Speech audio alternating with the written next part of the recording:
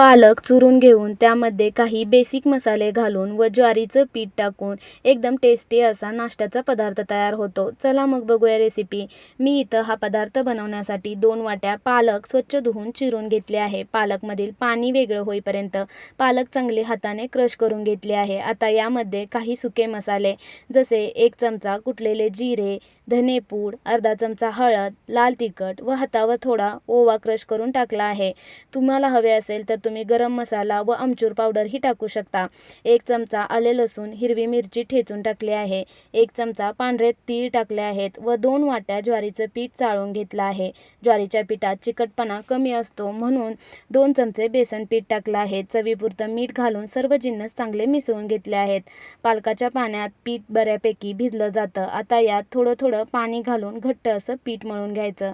पीठ जास्त पातळ बनवायचं नाही कारण आपण या पिठापासून थेपले लाटणार आहोत. पिठाला थोडं तेल लावून घ्यायचं म्हणजे पीठ मऊ होतं.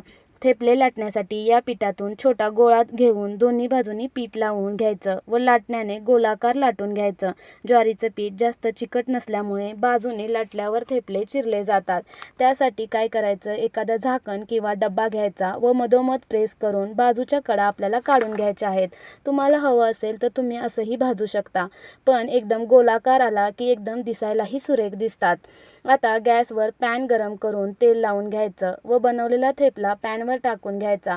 लो फ्लेमवरती मस्त आलटून पलटून तेल लावून खरपूस भाजून घ्यायचं. पालकमध्ये iron, calcium, magnesium, vitamin A व सी असतात. तसेच ज्वारी ग्लुटेन फ्री व फायबरमुळे पचनास हलकी असते. मग तुम्ही कधी बनवताय असे टेस्टी हेल्दी ज्वारीचे पीठ वापरून पालक थेपले. हे थेपले तुम्ही लहान मुलांच्या टिफिन बरोबरच नाश्ता किंवा संध्याकाळच्या हलक्या जेवणात पण खाऊ शकता.